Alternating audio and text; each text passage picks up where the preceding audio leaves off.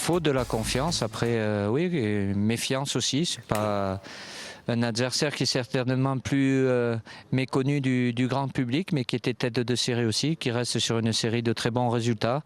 Alors c'est plus un collectif que de grosses individualités, mais il ne faut pas penser qu'on a atteint notre objectif avant d'avoir joué ces 2 matchs. Donc je vais me plonger avec mon staff dans le visionnage pour avoir le maximum d'infos sur cette équipe pour se préparer au mieux.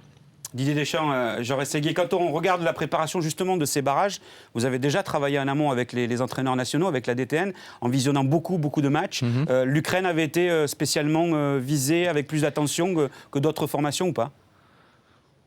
Ben, il y en avait tellement de potentiel avant déjà les matchs du 11 et les matchs du 15. Le match de l'Ukraine, on l'a fait superviser, c'est Ukraine-Pologne. Mais bon, maintenant, Jeannot, tu sais, avec les nouvelles technologies, je peux avoir les 20 derniers matchs de l'Ukraine en 5 minutes. Donc voilà, on aura suffisamment de matchs à regarder. Mais évidemment, c'est bien d'avoir quelqu'un qui a été sur place parce que bon, quand on voit que ce soit en vidéo ou à la télé, on n'a pas toujours la même vision, puisque bon, logiquement à la télé on suit le ballon, quand on est dans un stade et qu'on supervise, on voit aussi ce qui se passe sans le ballon dans des zones qui sont importantes. Donc on va regrouper toutes ces informations pour après les transmettre évidemment aux joueurs.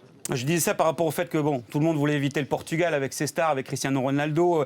On voulait éviter la Grèce avec cette défense qui est la meilleure des éliminatoires, qui allait être peut-être compliquée. La Croatie avec ce changement d'entraîneur, Niko Kovac. Mais l'Ukraine, 7 matchs sans prendre de but, même si la poule n'était pas si évidente que cela, avec peut-être des matchs plus faciles contre... Ils ont encaissé 4 buts. Ouais, ce qui veut dire que c'est une équipe qui sera difficile à manœuvrer, phase de qualification. Donc. Oui, c'est un collectif, forcément. Après, il y a évidemment quelques individualités, peut-être pas des noms ronflants comme peut l'être Cristiano Ronaldo, mais voilà, ils ont des joueurs de qualité aussi, mais évidemment un collectif, et s'ils ont pris si peu de buts, c'est qu'il y a une bonne organisation et tout le monde se met au service de l'équipe.